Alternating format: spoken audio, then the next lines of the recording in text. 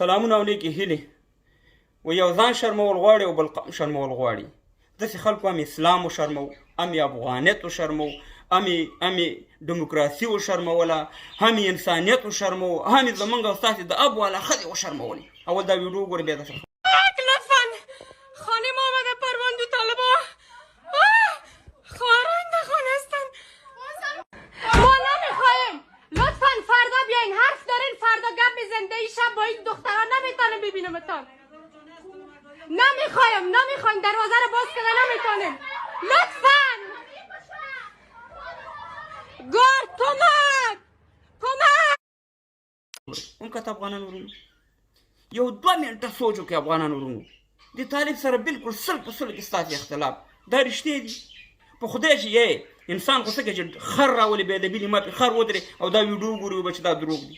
طالب احمده طالب دې ستا سر وخوري چې ته په کوټه کې ناست یې او ته داسې طالبان دي وجلي، طالبانو سره دې په هلمند کې جنګ کړی، په قندهار کې دې جنګ کړی، یا دې داسې ډرون دې په طالبانو ورولې چې تا پسې طالب راځي، طالب تا په بلا و چې تا پسې راځي. او که چېرته دا حقیقت وي خو تا به د کوټې د سر نه ویډیو کړی چې موږ کتلی چې لاندې طالبان موجود دي او دا کار یې کړی. اولنی سړی به زه وم اچولی چې ما د طالب په خلاف باندې ویډیو کړی وي، او چې هر څنګه طالب پسې ظلم وکړي په خدای چې موږ به ولا کې خاوره واچو، موږ به اختلاف لرو، کېږي به داسې واقع نیمه کېږي، مګر دا ډرامې شروع دي په افغانستان کې د ډېر وخت نه افغانان ورونو او استعمالي څوک زنانه استعمالي او د خدای په قهر ککړ شي.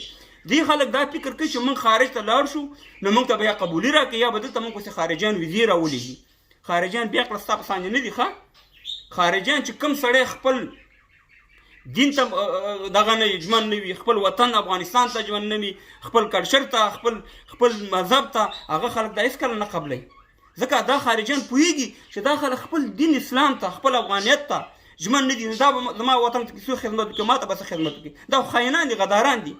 دي هغه سړی خوښوي چې کوم سړی خپل په دین وانې، په خپل مذهب وانې، په خپل افغانیت وانې، په خپل کلچر وانې مین خلک وي. د ستاسې د 2% خلکو د لاسه زموږ د خارج خلکو نوم هم شرمولی. دلته هم چې راشي بې ادبي دي، ما پې زما خویندې مې دا ویډیوګانې پرتوګونه مې ایستلي په سر وانې م تړلي. ټولو زموږ د اب والا ښځو نومونه وشرموئ چېرې دا په خارج کې به ټول افغانان داسې وي. ته خدای په قهر ککړ شي. ولې دا ډرامې کوئ؟ ولې افغانان دا کوئ شرموئ په دنیا کې؟ ولې دا اسلام داسې معرفي کوئ تاسې؟ نو افغانان ورونو دا بالکل ډرامه ده. په دې ډرامو باندې ونه غولېږئ. زه تاسو ته قسم خورم قسم چې ما سره په تیاره کې یو سړی راناست و د قندهار و د لوی قندهار په دې لندن کې اوسېږي. دا زما ویډیو کې دا شی وګوري.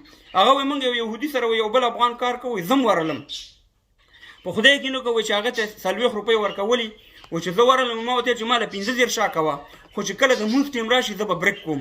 د بریک خو خپل ټیم و، د مونځ خو ټیم بدلېږي را بدلېږي.